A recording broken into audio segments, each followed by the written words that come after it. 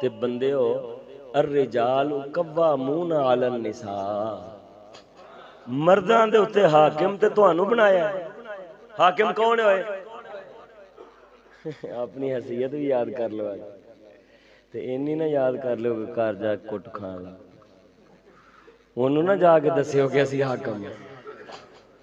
ਉਹਨੂੰ ਆਖੋ ਤੂੰ ਹੀ ਲੈ ਆਉਣਾ ਤੇ ਤੂੰ ਹੀ ਪਕਾਣਾ ਤੇ ਤੂੰ ਹੀ ਖੁਸ਼ੀ ਗਮੀ ਤੇ ਜਾਣਾ ਹੀ, ਤੂੰ ਹੀ ਸਰਦਾਰ ਹੈ ਮੇਰੀ। ਉਹਨੂੰ ਨਾ ਦੱਸਿਓ, ਇੱਥੇ ਬਹਿ ਕੇ ਚੇਤਾ ਕਰਦੇ ਰਿਹਾ ਕਰੋਗੇ ਅਸੀਂ ਵੀ ਹਾਕਮ ਹਾਂ, ਅਸੀਂ ਵੀ ਕੀ ਹਾਂ, ਬਾਕੀ ਫੈਸਲੇ ਤੇਰੇ ਹੀ ਨੇ। ਅਸੀਂ ਹਾਕਮ ਹਾਂ, ਮੌਲਵੀ ਨੇ ਕਹਿ ਛੱਡਿਆ ਜਿਹਦੀ ਕੋਈ हैसियत नहीं।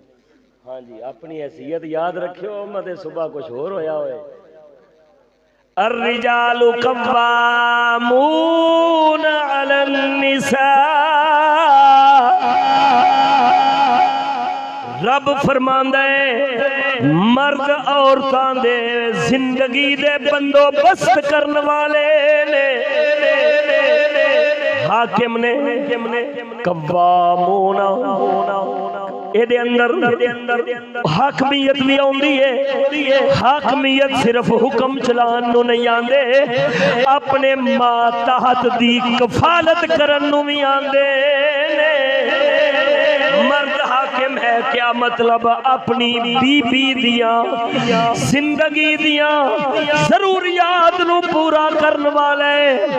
जेड़ा मर्द अपनी बीबी दी जरूरियात जिंदगी दिया पूरियां ना कर सकता होवे, ओ ना हाकिम ना मर्दे। मर्द हुंदा है जेड़ा औरतां दियां जरूरतां पूरियां करदा है, जिवें मेरे पाक नबी सरकार ने कीतियां ने, जिवें हजरत मौला अली मुश्किल कुशा ने कीतियां ने, कि औरत नू चार दीवारी चों बाहर आउण दी जरूरत होए ही ना।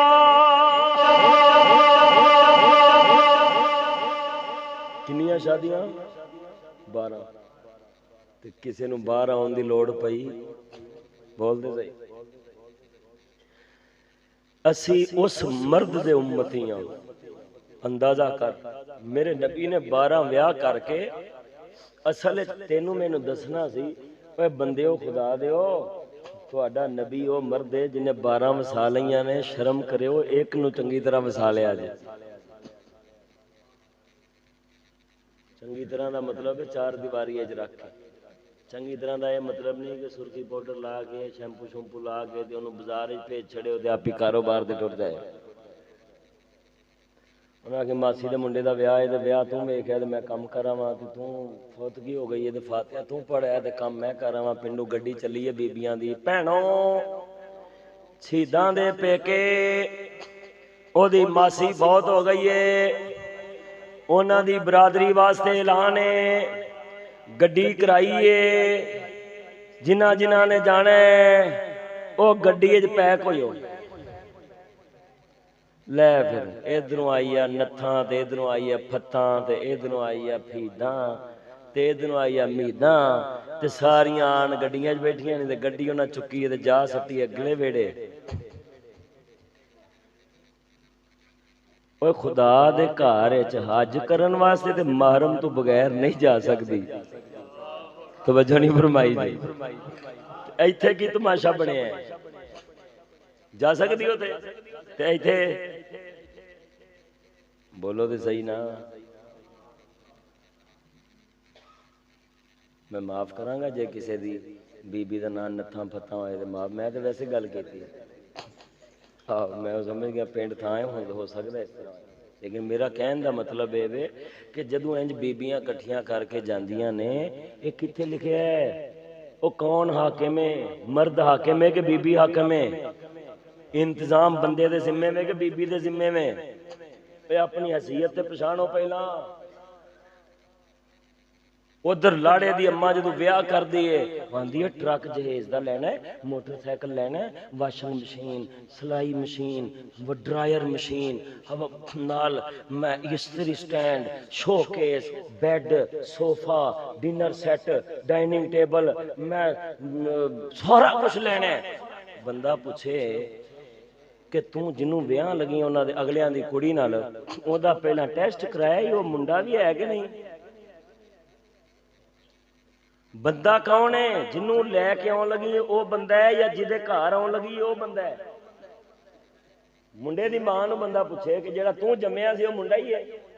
जे वो आखे मुंडा है तो फिर बंदा पूछे कि बैड हुंदा है घर दी जरूरत, मशीन शशीन फ्रिज वो हुंदी है घर दी जरूरत। ते जे तेरा मुंडा है मर्द, जे तू है मर्द दी मां ते फिर कुड़ी नूं मुतालबा ना कर, इन्हां शैवां नूं मुहैया करना मर्द दी जिम्मेदारी है। नबी पाक ने 12 ब्याह फरमाए ने, केड़ी बीबी को जहेज लिया बई? वो बोलो तो सही ना। आप अपनी खुशी नाल कोई शायद दे ते दे है, ते इत्थे ते भाई लिस्ट जांदी है पूरी। अच्छा रिश्ता लैण वाले जांदे, अच्छा तुहाडी कुड़ी दा साडे मुंडे नाल ब्याह है, माशाअल्लाह जहेज किन्ना होना? 1 ट्रक होना कि 2 ट्रक होना?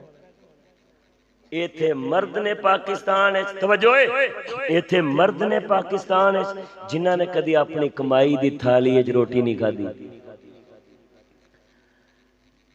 क्या मर्दानगी है यार, क्या मर्द ने जेड़े कदी अपनी जेब दे विचों खर्च करके किसी चारपाई ते नहीं सुते, जिन्हां दी मंजी बुढ़ी दी, जिन्हां दी थाली जिन्हां दी कौली बुढ़ी दी, ते जिन्हां नूं जमदियां उम्मीद हुंदी है कि रिश्ता उत्थे करना है जेड़ी बीबी आए ते नाल पूरा घर समान नाल भर छड़े। बंदा पूछे यार तू अपना टेस्ट, यकीन मनो इन्हां दे टेस्ट कराओ, इन्हां दे टेस्ट कराओ कि मर्द ने या जनाने ने। क्यों बीबियां को मुतालबा करते हैं समान का? बंदे जो ए ने ये अगले दी धी भैन लियाउण जिवें नबी दी सुन्नत है ते घर दी जो जरूरत है, ओए तुसी मुहम्मद अरबी दे उम्मती हो, मेरे नबी घर खुद लोड़ पूरी करदे सन। ओ जेड़ी घर दी लोड़ है तू मर्द है तू पूरी कर, औरत घर समान लियाउण वास्ते नहीं आउंदी, मर्द दी इज्जत दी अमानत बन के आउंदी है।